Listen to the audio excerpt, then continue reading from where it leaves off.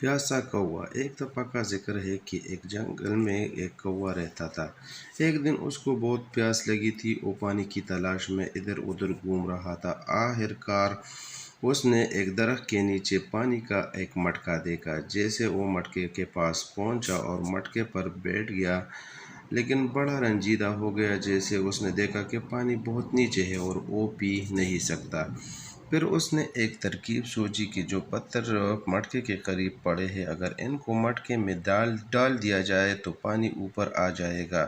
बस उसने एक एक करके पत्थर मटके में डालना शुरू कर दिए।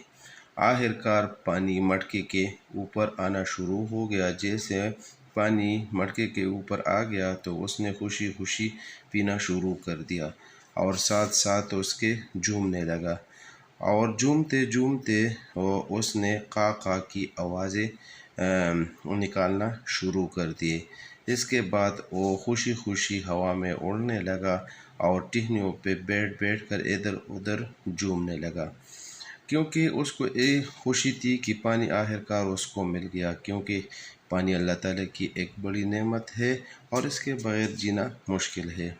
प्यारे नाज़रीन और सामीन, इस कौवे ने साबित कर दिया कि ज़रूरत ईजाद की माँ है। और इस चैनल को सब्सक्राइब करें और वीडियोस को लाइक करें और साथ पूरी वीडियो देखें।